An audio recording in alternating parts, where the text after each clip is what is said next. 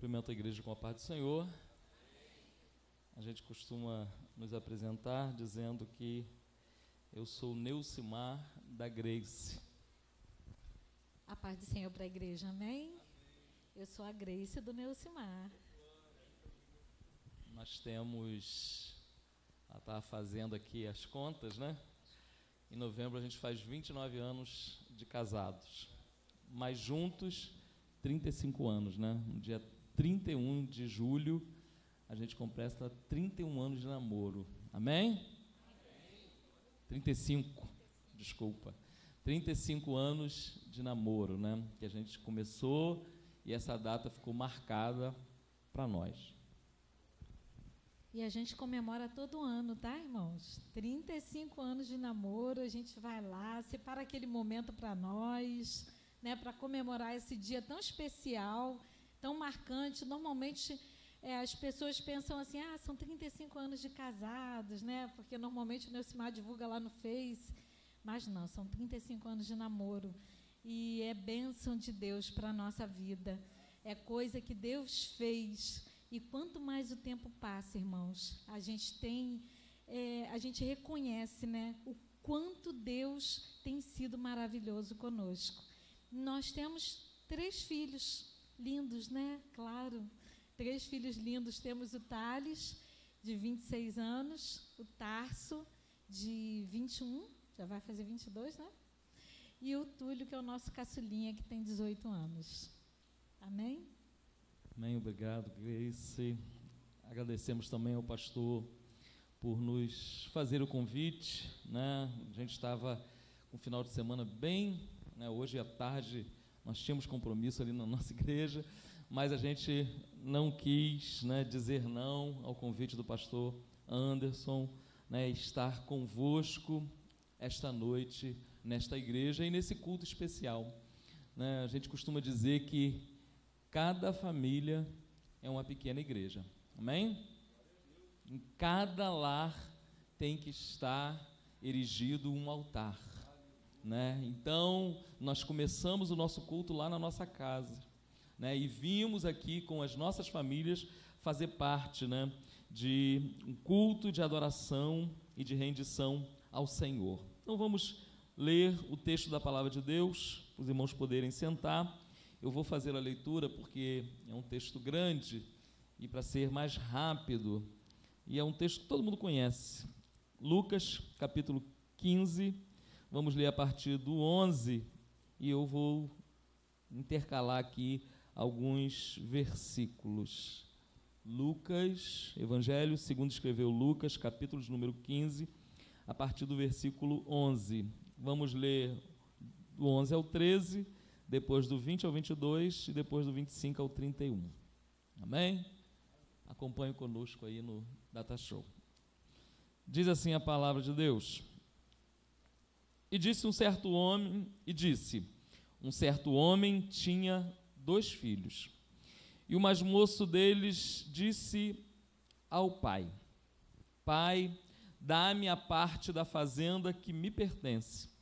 E ele repartiu por eles a fazenda. Versículo 20. E levantando-se foi para o seu pai, e quando ainda estava longe, viu o seu pai, e se moveu de íntima compaixão, e correndo, lançou-se-lhe ao pescoço, e o beijou. E o filho lhe disse: Pai, pequei contra o céu e perante ti, e já não sou digno de ser chamado teu filho. Mas o pai disse aos seus servos: Trazei depressa a melhor roupa, e vesti-lhe, e ponde-lhe um anel na mão, e sandália nos pés. 25. E o seu filho mais velho estava no campo, e quando veio e chegou perto da casa, ouviu a música e as danças. E chamando um dos servos, perguntou-lhe: que era aquilo? E ele lhe disse: Veio teu irmão, e teu pai matou o bezerro cevado, porque o recebeu são e salvo. Mas ele indignou-se, e não queria entrar. E saindo o pai, instava com ele. Mas respondendo ele, disse ao pai: eis que te sirvo há tantos anos sem nunca transgredir o teu mandamento, e nunca me deste um cabrito para alegrar-me com os meus amigos. Vindo, porém, este teu filho, que desperdiçou a tua fazenda com as meretrizes, mataste-lhe o bezerro cevado. E ele lhe disse: filho, tu sempre está comigo, e todas as minhas coisas são tua. Amém? Estamos diante de ti, Senhor, e na tua presença, e neste momento, ó Deus, nós somos convocados, ó Deus, a ministrar a tua palavra, a tua igreja, Senhor. Então nós queremos te pedir que o teu Espírito Santo esteja neste lugar, Pai, e que aqui possamos verdadeiramente falar, ó Deus, aquilo que lhe apraz, trazer, ó Deus bendito, a tua palavra, ó Deus, que ela encontre espaço, ó Deus, guarida em nossos corações, porque, ó Deus bendito, a tua palavra diz dela mesma, Senhor, que ela não volta vazia, mas ela encontra, Senhor, o espaço necessário e prospera, ó Deus, para com o propósito que tu a tem enviado. Então, no nome de Jesus, nós te pedimos, Senhor, seja conosco mais uma vez, Pai, no nome de Jesus. Amém. Pode tomar o seu assento. Nós conhecemos aqui bastante esse texto, e é um texto de uma parábola, que nós já sabemos, né? Mas é um texto que fala de conflitos, né? É um texto que vai dizer para mim acerca de conflitos que existem em famílias, né? E conflito que envolve comunhão, que envolve comunicação, diálogo, né?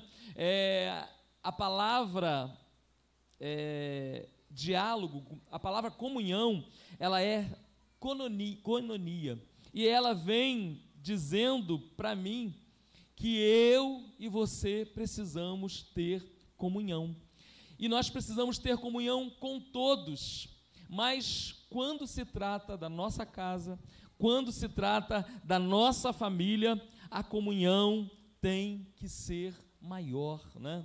Eu tenho que ter comunhão com meu pai, eu tenho que ter comunhão com a minha mãe, eu tenho que ter comunhão com os meus irmãos, eu tenho que ter comunhão com os meus filhos precisam ter comunhão comigo, né? E para isso é necessário que haja interação, é necessário que haja diálogo. E no texto que nós lemos aqui, a gente leu 3 textos separados dentro de todo o contexto da parábola, porque ali estão diálogos, onde acontecem diálogos com o filho falando ao seu pai. A primeira parte que nós lemos, né?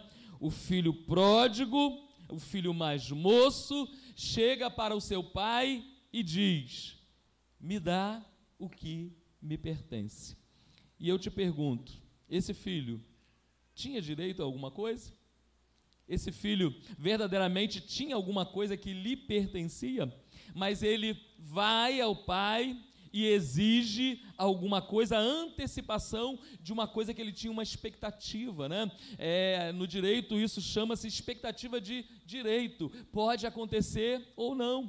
A herança, né, que os nossos pais, a herança em termos de bens, né, que os nossos pais podem nos deixar, pode acontecer ou não, porque os nossos pais são donos, né, dos bens. Então eles podem, em determinado momento, se desfazer daquele bem. Então nós temos, segundo a lei brasileira, expectativa, né, para com essa herança. Mas aquele filho chega para o seu pai e diz: dá-me a parte da fazenda que me pertence. A fazenda era do seu pai. E a gente vê na sequência, né, que aquele pai reparte com seus 2 filhos a fazenda. A gente já vê aqui a justiça do pai, né? Ele não simplesmente pega a fazenda e dá uma parte, né, da herança para o seu filho, não. Ele reparte, ele chama, né, os seus 2 filhos e reparte uma parte para um, uma parte para outra. E aquele relacionamento daquele rapaz com o seu pai não era um relacionamento de pai com filho, de filho com pai, era um relacionamento de interesse. O que ele queria do seu pai era o bem que o seu pai poderia lhe dar, né? Ele tinha interesse naquelas coisas que o seu pai possuía, mas ele não tinha preocupação ou ocupação, eu não gosto da palavra preocupação, né? Então não tinha ocupação com a sua família. Ele não se preocupou, ele não se ocupou com sua mãe, ela não aparece no texto, mas ele deveria ter uma mãe.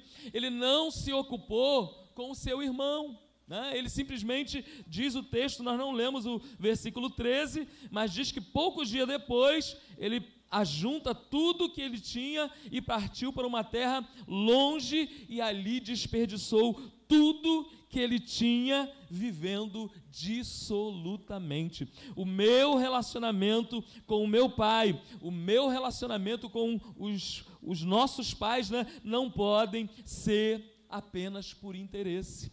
Nós não podemos ter apenas no interesse, naquilo que a pessoa tem, mas naquilo que a pessoa é. Aquele rapaz não se ocupou do seu pai, de quem ele era, né? Do que ele fazia, do que ele tinha. Aquele rapaz tinha tudo, né?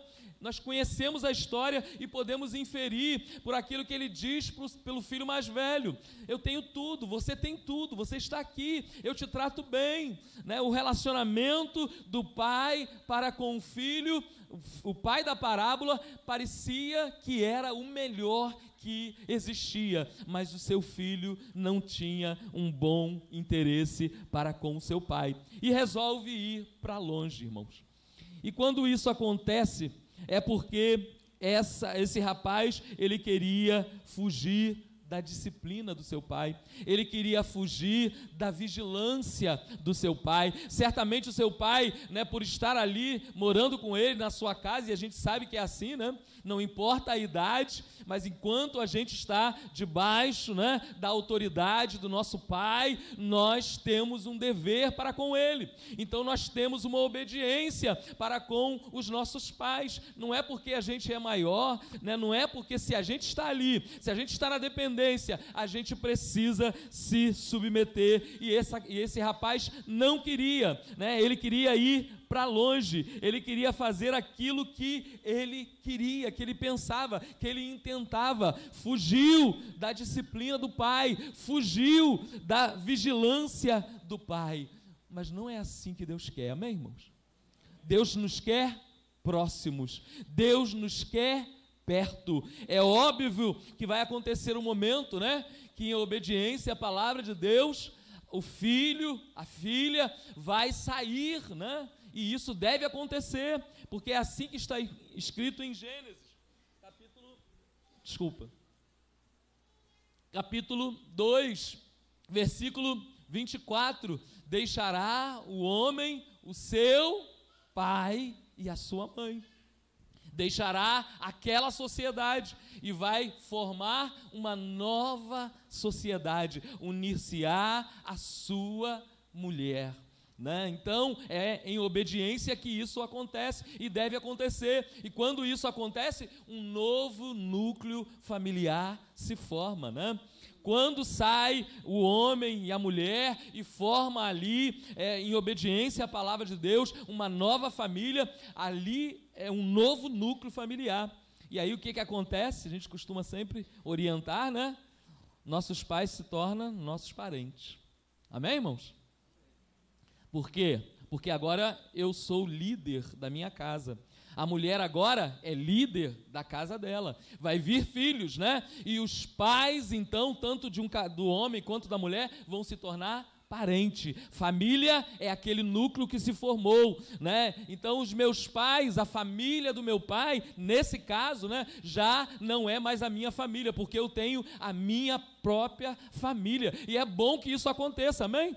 E é bom, é saudável que isso aconteça. Quando a palavra de Deus diz, deixará o homem seu pai e sua mãe, ele está dizendo que você tem que deixar no aspecto emocional, ele tem que deixar que você, está dizendo que você tem que deixar no aspecto financeiro, e ele também está dizendo que você tem que deixar no aspecto espacial, espaço, sair, né? Deixar, construir a sua própria casa, construir a sua própria família. Mas não é isso que acontece nesse texto. Esse rapaz não foi abençoado, né, pelos seus pais para sair e formar uma família, não. Ele quer sair para uma vida dissoluta, o texto diz, e perde tudo aquilo que ele tem, que ele adquiriu da fortuna do seu pai, ele perde de uma forma inimaginável, né? Pelo texto dá para perceber que parece que com pouco tempo aquele rapaz perdeu tudo, porque ele não quis, ele quis sair de dentro da casa do seu pai, ele quis sair da comunhão, ele quis deixar a comunhão. E qual foi a resposta do pai para essa atitude? Né? Quando ele, né, o seu pai podia falar, você quer ir embora? Vai embora, mas eu não vou te dar nada. Você quer ir embora? Você quer viver longe? Vai longe.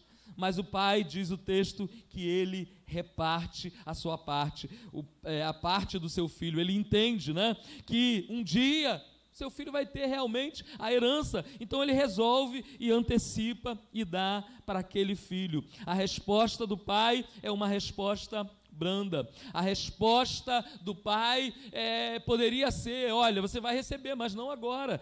Você não vai ser beneficiado. Mas ele disse, é isso que você quer? É isso que te interessa? Eu não estou preocupado com os meus bens, eu estou ocupado com você. Então esses bens vai te fazer alguma coisa? Então ele vai lá e entrega, e aquele filho vai e vive, e acontece tudo que nós já vimos aqui na parábola. Mas aí ele cai em si, diz o texto, né, que ele desce ao mais fundo do poço, e aí ele se lembra. A gente leu a partir do versículo 20, quando ele se lembra, e levantando, ele foi para o seu pai. Antes de tomar essa atitude, ele pensa, peraí, eu estou aqui vivendo, meu pai tem tudo, os empregados do meu pai têm tudo, então eu vou sair e eu vou reconhecendo, né, a minha indignidade, a minha condição, a minha atitude. Agora eu vou simplesmente chegar para ele e dizer, eu quero que você me trate como os seus empregados. Eu não sou digno que me receba como seu filho, mas me recebe somente como trabalhador. E ele voltou, diz o texto. E quando ele chega lá longe do caminho, a gente vê qual é a atitude de um pai. O pai estava onde? No portão. O pai sabia que ele iria voltar. O pai sabia que ele não iria se dar bem e que um dia ele iria voltar. E o pai todo dia chegava ali no portão e falava, será que ele vem hoje? E passaram-se anos, dias, mas quando chega um dia ele olha e lá vem, na curva da esquina, aquele moço, né, maltrapilho, maltratado, e chega para ele com aquele propósito dito antes, né? E ele repete no versículo de número 20, versículo 21, e o filho lhe disse, pai, pequei contra os céus, presta atenção, irmãos, pequei contra os céus e perante ti, e já não sou digno de ser chamado seu filho. Então o filho reconhece que primeiro ele pecou contra Deus, ele pecou contra os céus, porque ele pecou contra a instituição da família, ele pecou contra a autoridade do seu pai, ele agiu contra a vontade de Deus. Não é assim que nós precisamos ser. E aí ele se humilha, né, e diz para o seu pai, pequei contra os céus perante ti, e já não sou digno de ser chamado seu filho. Mas o pai, que é pai, versículo de número 20, diz o texto, ele se moveu de íntima compaixão e correndo lançou-lhe ao pescoço e o beijou. Amém, irmãos? A palavra do filho foi uma palavra sábia, foi uma palavra de arrependimento. A palavra do filho foi uma palavra de confissão: não sou digno. A palavra do filho foi uma palavra de humildade: me trata apenas como seu empregado. Mas ele era filho e ele tinha um pai, e um pai não vai maltratar jamais o seu filho. O pai vai esperar pelo seu filho. A gente sabe, né, que situações contrárias podem acontecer dentro da nossa casa. Situações contrárias podem acontecer, né, com os nossos filhos, mas não é porque saiu, porque errou, porque falhou, porque foi para longe que vai deixar de ser nosso filho. E não é porque pecou, porque agiu de uma forma incorreta, que nós vamos deixar de ser pais. Amém, irmãos? Nós precisamos ser pais do nosso filho, independente das situações que acontecem, né? E neste momento, a palavra e a atitude do pai são diferentes, né? O filho pensou: eu agora vou ser empregado, eu agora não tenho mais direito, eu agora vou ser tratado, né, como uma pessoa qualquer. Por quê? Porque eu não sou digno. Mas o pai vai dar sempre uma nova chance. O pai precisa estar disposto a valorizar quem seu filho é. Empregado? Te tratar como empregado? Não. Ele diz: chama os servos, trazei a melhor roupa, vestilho, ponde-lhe um anel no dedo, e sandália nos pés. O pai reconhece quem era o seu filho e age com ele não como um empregado, né? Não como aquele que tem salário, não como aquele que tem um uniforme para trabalhar e para isso tem a sua moradia, mas ele lhe dá roupa digna de filho. Ele lhe dá um anel. Ele diz para o seu filho: você tem autoridade, eu vou te dar um anel porque você é meu filho, tudo isso aqui te pertence. Eu vou colocar sandália nos seus pés, que representa liberdade. Você está voltando, você está de volta, e eu te perdoo, eu te amo. Aleluia. Nós sabemos que esta parábola, né, ela representa muito o nosso Deus, o Deus que nos criou, o Deus que ama apesar das nossas condições, o Deus que está sempre disposto a nos abraçar, o Deus que não olha para a nossa vil condição. Aleluia. Aconteceu comigo e aconteceu contigo, né? Um dia nós erramos, um dia nós falhamos, um dia Deus não representava nada para mim e para você, mas no momento em que nós o reconhecemos como Deus, novamente, aleluia, Ele nos trata como filho, Ele nos abraça, aleluia, Ele nos traz a um lugar de honra. Ele diz: eu enviei o meu filho por sua causa, para morrer por você, para te restaurar, para te redimir, para te colocar num lugar diferente, não para tratar como empregado, não para você ser mais um, mas é para você ser filho. Amém, irmãos? Louvado seja o nome do Senhor. Deus me chama, Deus te chama para ser filho. Filho tem intimidade com o pai, amém, irmãos? Filho tem relacionamento com o pai. Filho sabe que pode contar com o seu pai, aleluia. Nós somos servos, sim, somos chamados de servos, né? Mas a palavra diz também que nós já não somos chamados somente de servos, mas somos chamados de filho, aleluia. Então o pai precisa dialogar com seu filho, o filho precisa dialogar com seu pai, o pai precisa ter comunhão com o seu filho, o filho precisa ter comunhão com seu pai, o respeito, né? A figura paterna. O pastor Anderson falou algumas vezes aqui sobre sacerdócio. O pai é o sacerdote do lar. Você sabia disso? Você, pai, você é o sacerdote da sua casa. O que era o sacerdote? É aquela pessoa que faz a ligação, né, com Deus. Então você, homem, você, pai, você é o sacerdote da sua casa, né? Você tem que ser aquela pessoa que leva a sua casa, os seus filhos até diante de Deus. É isso que Deus espera de mim, é isso que Deus espera de você. Não permita que situações contrárias, que dificuldades que vai acontecer em toda casa, em toda família e em todo lugar, te separe do seu filho. Faça com que você não tenha relacionamento com o seu filho. Faça com que você não tenha relacionamento com aquele que você gerou. Ele é seu filho. Nós precisamos ter comunhão com os nossos filhos, amém, irmãos? Precisamos ter comunhão com as nossas esposas.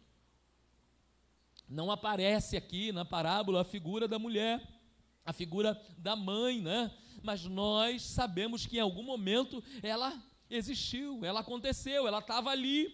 O texto não fala, né? O texto não menciona, mas a figura da mãe é essencial. A figura da mãe, a mulher, né? Ela não é um ser inferior, não, para o homem, não. Ela foi chamada de quê?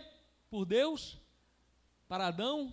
Auxiliadora, ajudadora, adjutora. O que significa isso? Ela está em pé de igualdade com o homem.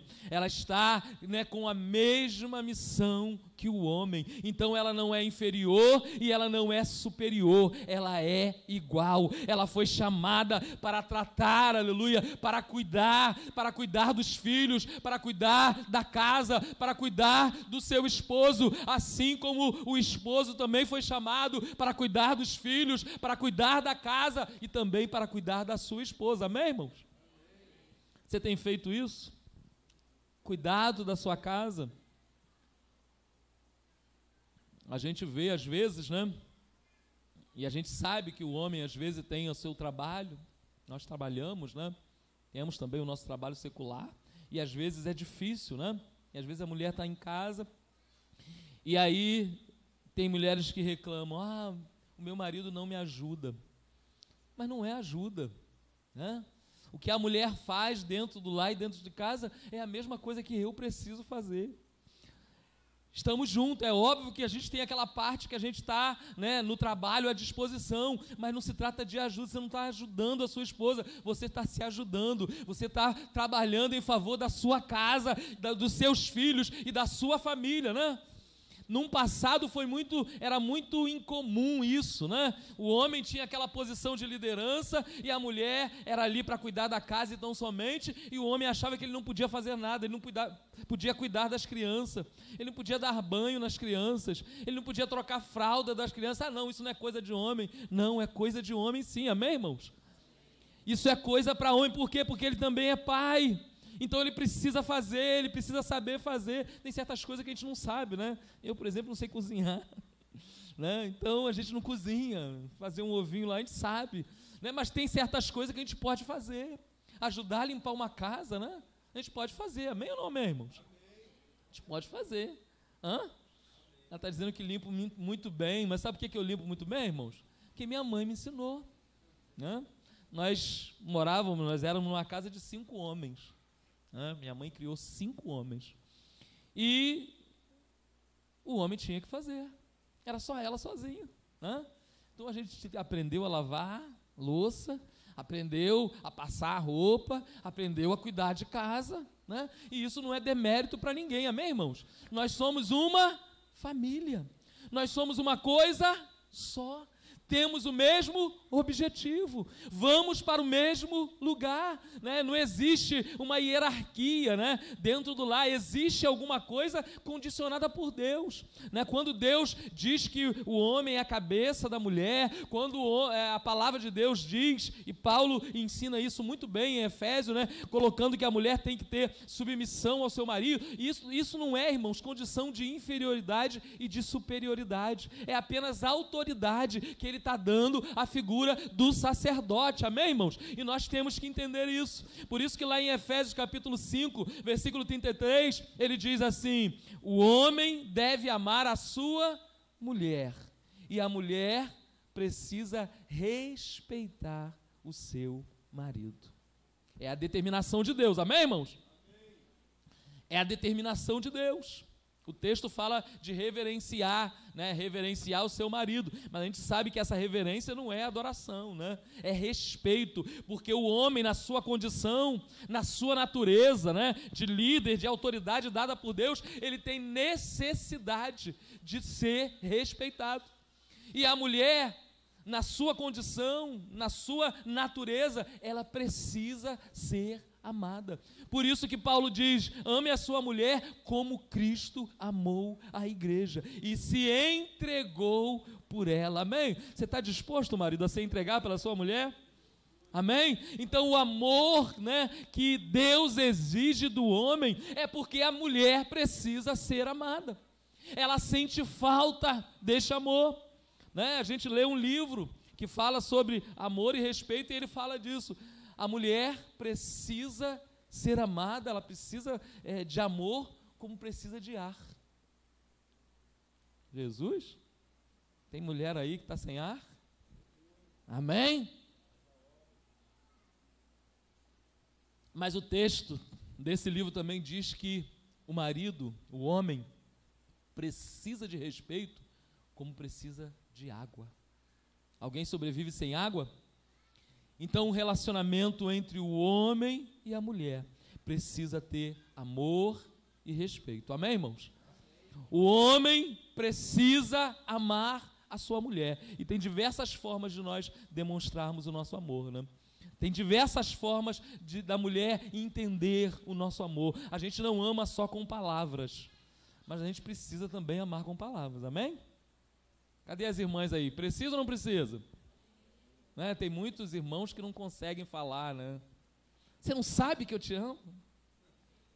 Não, ela não sabe, você precisa falar.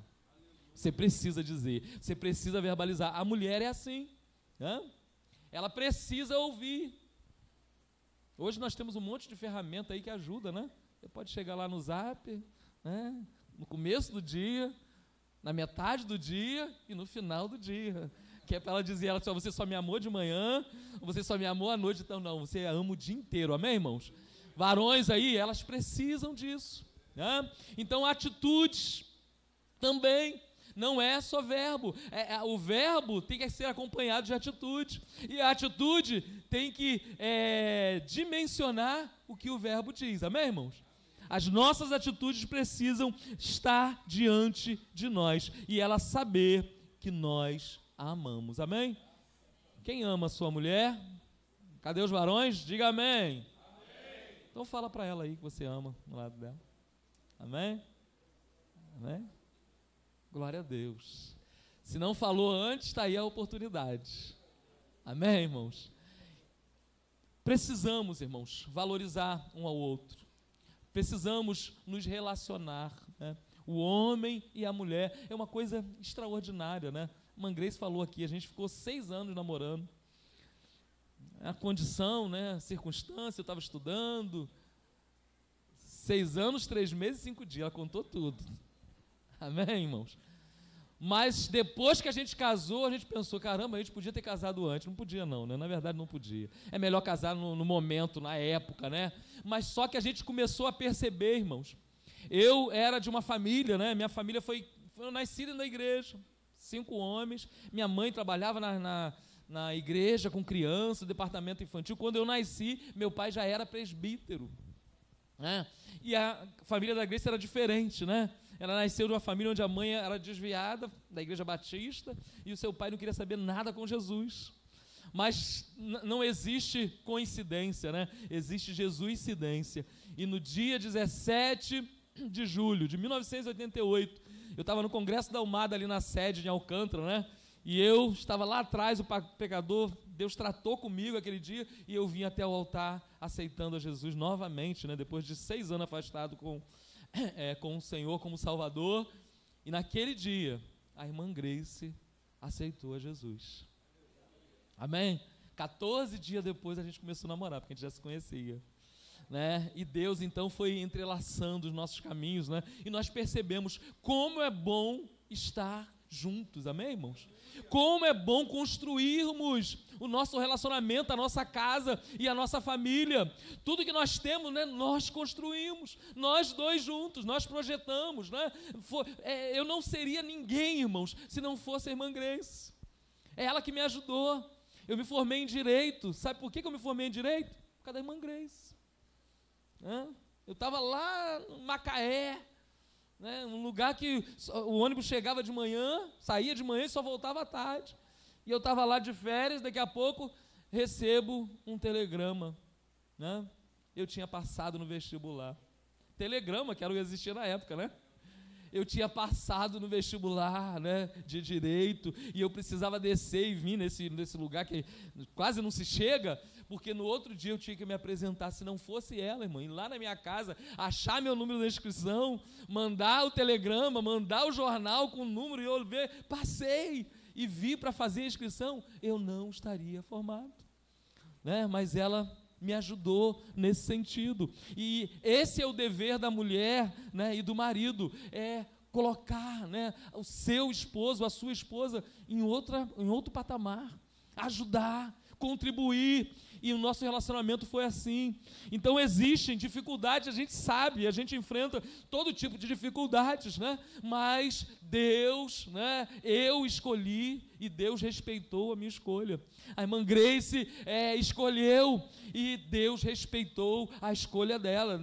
Tem gente que ainda acredita nesse negócio de cupido, né? Vem um cupido que vai lá, que sai uma flecha, meu coração, né? Eu não posso aguentar de tanto amor. Não, irmãos, amor é decisão.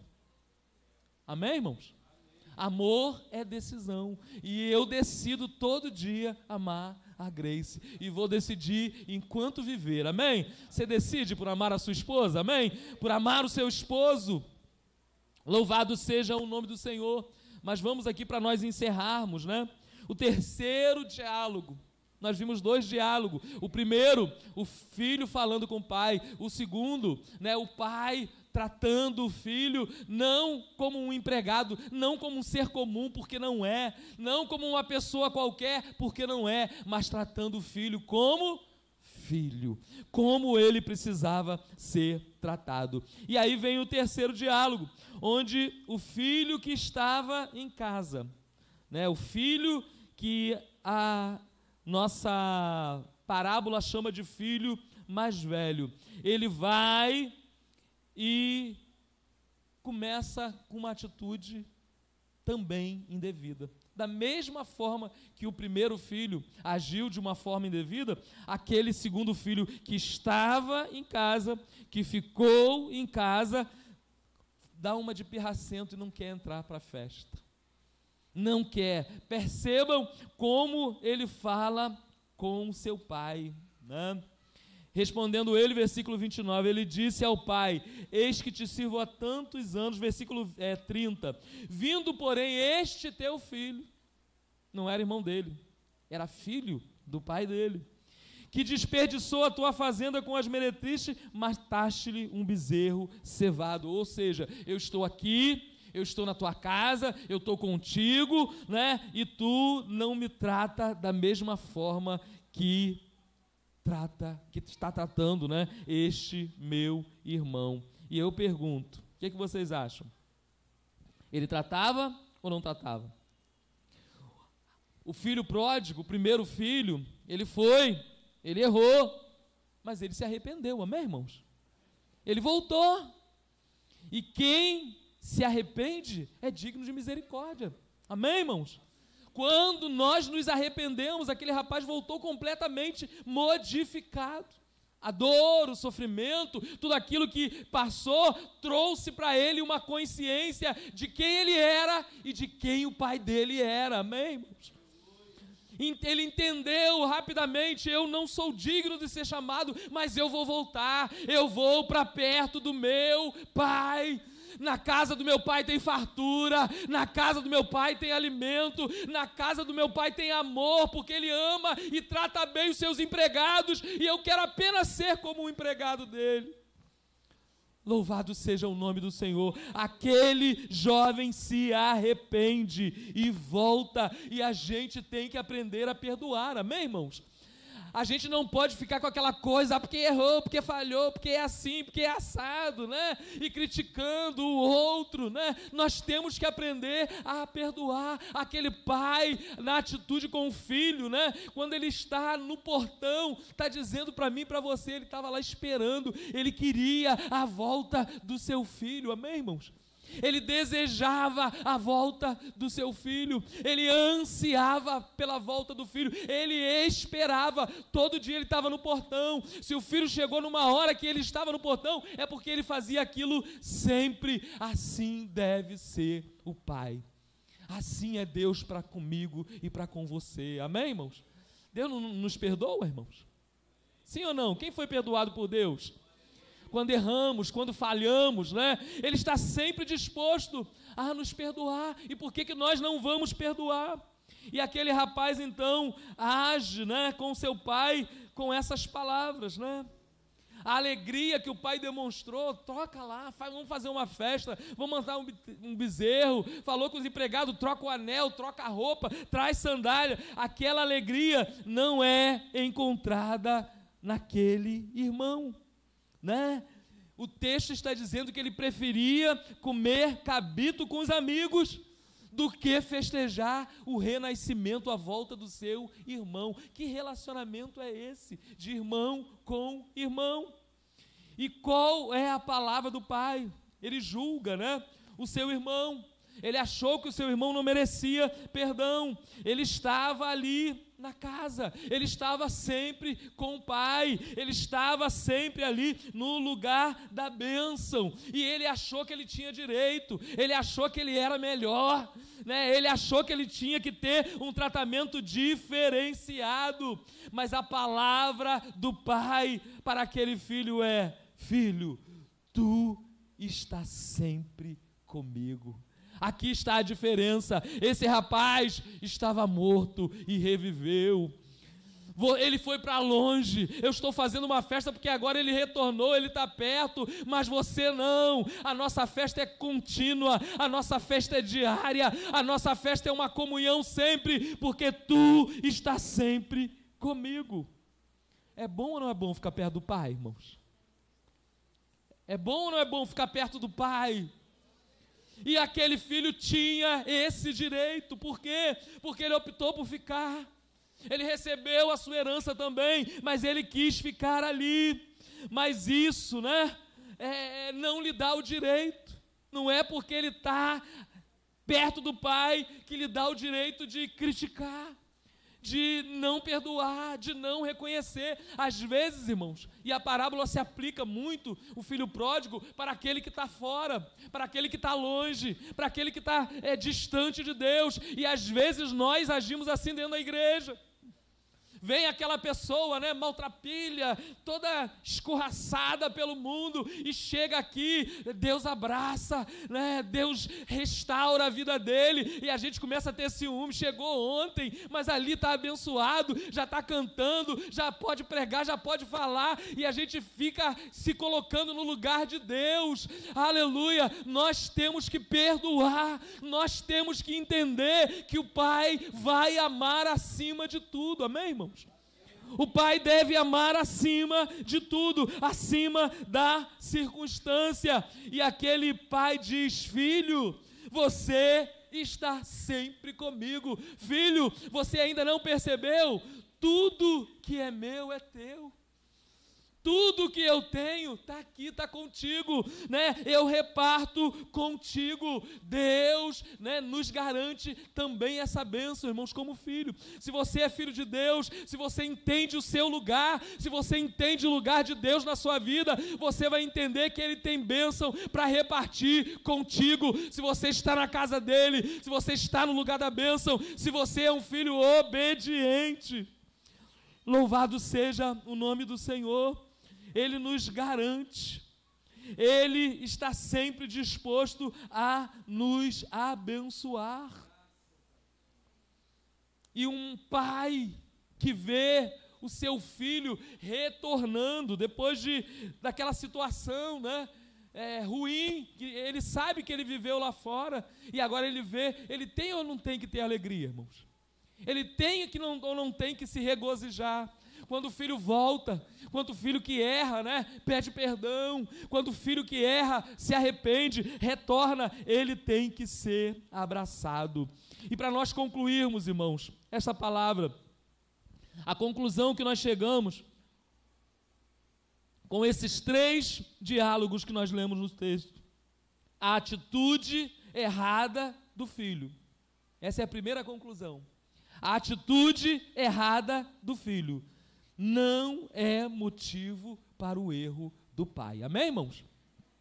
Não é motivo para o erro do pai, para a falta de perdão. Não é porque o filho errou que eu também vou errar. A gente tem um ditado que a gente fala, um erro não justifica o outro, mas a gente cansa de fazer isso, justificar os nossos erros porque o outro falou, porque o outro errou, porque o outro. Então, não é porque o filho errou que o pai tem que errar também. Amém, irmãos? Converse com seu filho, dialogue com seu filho, se comunique com seu filho, se entenda com seu filho, mas não permita que o erro dele traga dificuldade para o seu relacionamento com ele. Pode haver mágoas, pode haver angústia, pode haver dores, mas Deus vai preparar. Se há um coração de um pai, amigo, um pai que conversa, um pai que deseja um reencontro, Deus vai preparar esse momento e esse lugar. Amém, irmãos? Eu quero profetizar isso aqui nesta noite. Se existe dificuldade de pais com os seus filhos, Deus vai preparar, aleluia, o caminho, o lugar, a hora, o momento, a situação, aleluia, e Ele vai entrar naquela causa para você. Você crê nisso? Você crê que Deus pode, aleluia, restaurar? Louvado seja o nome do Senhor. Segunda conclusão: pais, filhos e cônjuge devem estar dispostos a tentar uma outra vez e dar uma nova chance. Amém, irmãos? O pai deu uma nova chance para o filho. Se há arrependimento, aonde tem arrependimento deve haver misericórdia. Amém, irmãos? Nós servimos a um Deus de graça e um Deus de misericórdia. Amém, irmãos? O que é a graça? Que Deus nos abraça. É um favor que eu e você não merecemos, mas mesmo assim Ele nos dá. O que é a misericórdia? É porque eu e você, por causa dos nossos pecados, dos nossos erros, nós precisávamos ser punidos. Nós precisávamos levar a culpa que temos por causa do nosso pecado. Então, através da misericórdia, Deus não nos pune. Então, enquanto graça é favor que a gente não merece, misericórdia é punição impedida. Ele não nos pune, aleluia, por causa da sua misericórdia. E a palavra diz que ela se renova a cada manhã. Amém, irmãos? A gente pode errar, a gente pode falhar, mas Deus vai estar sempre disposto a nos perdoar. Louvado seja o nome do Senhor. Deus fez e faz isso conosco todo dia. Quando a gente se arrepende, Ele vai lá, está perdoado. Por que a gente não vai fazer a mesma coisa com os nossos filhos? Por que nós não vamos fazer a mesma coisa com os nossos pais? Por que nós não vamos fazer a mesma coisa com os nossos cônjuges?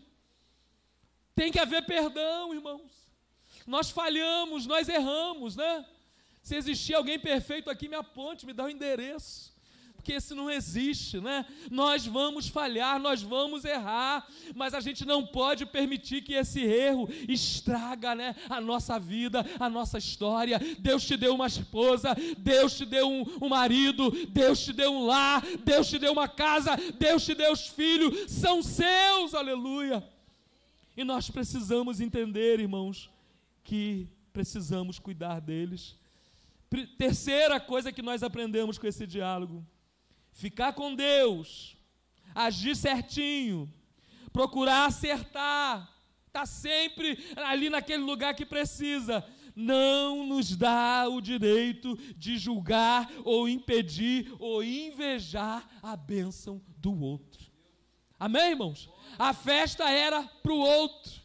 E ele ficou comparando, eu quero um cabrito também, a festa é dele, a do outro é o outro. O seu irmão não é porque é seu irmão que ele vai ficar julgando, né? Que vai ficar comparando, né? Ah, eu sou certinho, eu estou aqui, eu sou bonitinho, eu obedeço tudo. Então, isso não lhe dá o direito de você julgar o seu irmão. Queira também abençoá-lo, amém, irmãos?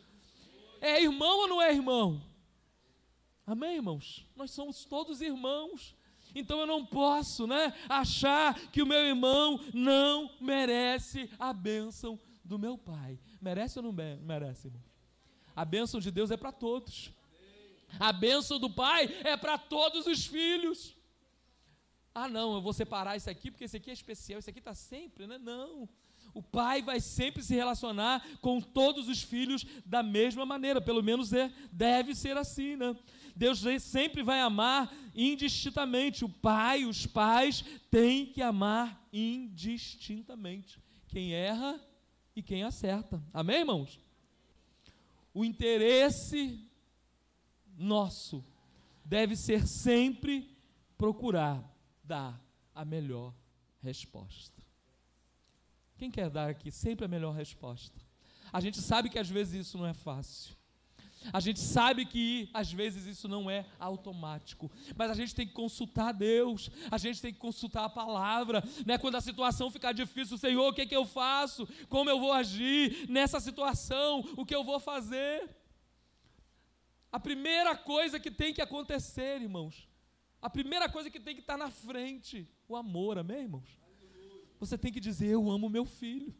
Ele errou, ele falhou, ele fez uma coisa que não devia, mas isso não vai diminuir o meu amor por ele. Amém, irmãos? Dentro da situação, eu preciso amar o filho. A gente sabe que atitudes traz consequências, né? A gente sabe, alguma coisa vai fazer e vai acontecer, alguma coisa ruim pode acontecer, mas eu, pai, eu, mãe, eu não posso desejar o mal para o meu filho. Eu tenho que desejar sempre o bem. Ainda que aquele homem, né, tenha percebido, ele vai pegar essa herança, ele vai gastar tudo, ele não tem maturidade suficiente para lidar com isso, mas ele pegou a herança e deu. Por quê? Porque ele queria o bem do seu filho. Nós teremos que querer o bem, irmãos. Amém ou não amém?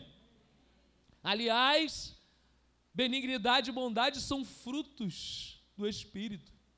Amém, irmãos? E nós temos, o Espírito tem que produzir em nós. Eu falei frutos, mas não é frutos, é fruto, né? É um aspecto do fruto do Espírito. Ele tem que produzir em nós. O que é benignidade? É querer o bem. A gente precisa querer o bem do nosso próximo e principalmente da nossa casa, do nosso esposo. A gente não pode querer o mal, isso é ilógico, isso é indigno, isso não pode acontecer. Nós temos que ser benigno, é um fruto, é um aspecto do fruto que o Espírito tem que produzir na minha vida. Isso é benignidade, mas existe também a bondade. O que é bondade? É fazer o bem.